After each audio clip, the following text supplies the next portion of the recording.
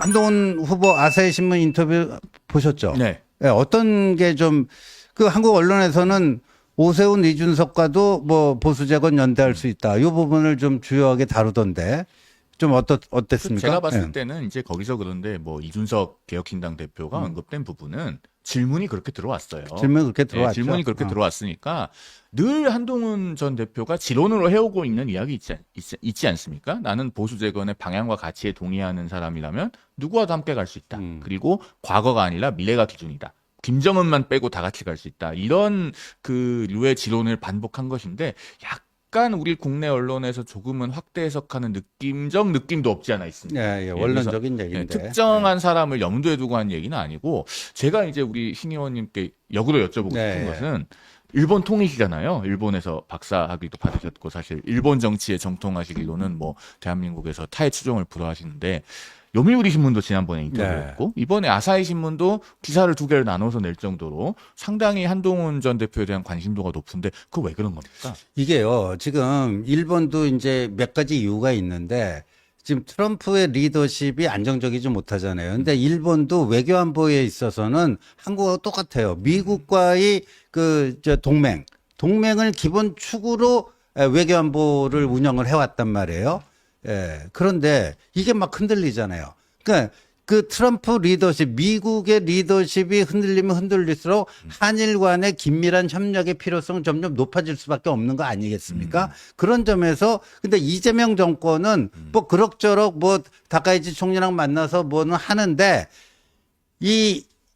여기에 이제 반일 DNA가 있다는 거 다 알잖아요. 일본이 알죠. 왜 모르겠습니까? 일본 언론이. 그러니까 당연히 지금 알겠죠. 이렇게 그러니까 이제 현역 대통령이니까 하긴 하는데 그렇게 막 그 궁합이 케미가 잘 맞는 건 아니에요. 그러니까 이제 그런데 지난번 그 윤석열 대통령이 국내적인 반발에도 불구하고 징용 문제라든가 이렇게 파격적인 솔루션을 내놓고 그래서 일본에서 엄청나게 그때 평가를 하지 않았습니까? 그리고 한미일 관계가 그 어느 때보다도 좋았어요. 바이든, 윤석열, 기시다.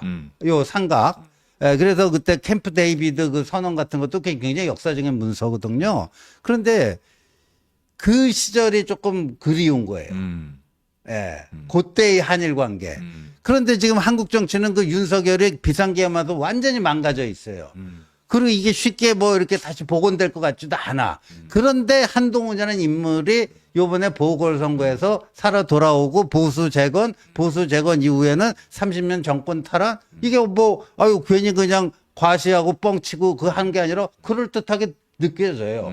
그러니까 주목하는 게 한 가지 있고. 근데 이 두 번째가 중요한데 그렇게 보면은 오세훈도 똑같이 주목할 수가 있어요. 근데 오세훈에 대한 주목도보다도 한동훈에 대한 주목도가 훨씬 높잖아요. 그 이유는 한동훈이 배신자 취급받는 거에 대해서 일본 사람들은 이해를 못 해요.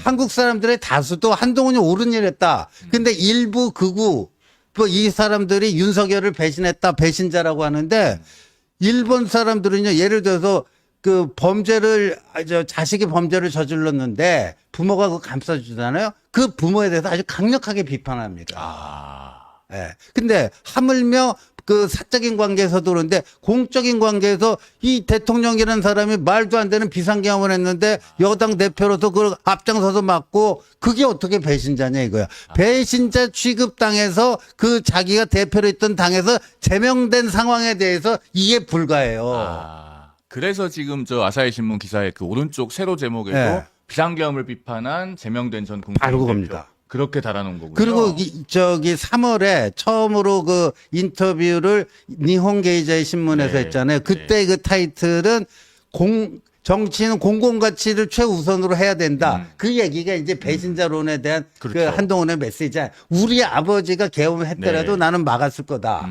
근데 그 당시에 그 인터뷰 했던 니케이의 그 후지타 지금 그만뒀어요. 그 지국장이 한동훈 인터뷰 나가고 본국에서 여러 가지 뭐 그게 왔대요. 반응이 왔는데 아니 좋은 일 한 것 같은데 왜 한국에서는 그 사람 배신자로 몰아가고 쫓아냈대? 그것 좀 설명해 줘. 그래서 제가 만나본 일본 기자들 그런 게 있기 때문에 한동훈 보면 괜히 응원하고 싶다는 거예요. 예, 응원하고 싶대요. 그런 얘기를 사적인 자리에서는 그렇게 하더라고요. 그러니까 니케이, 요미우리, 아사히가 지금 연달아서 계속 그렇죠. 한동훈 전 대표를 인터뷰한 것 아니겠습니까? 네. 그런데 제가 이번에 느낀 것은 저 아사히 신문 인터뷰에 대해서 좀 들었는데 제가 네. 상당히 그 일본 기자들이 한국 정치에 대한 이해도가 높은 것 같아요.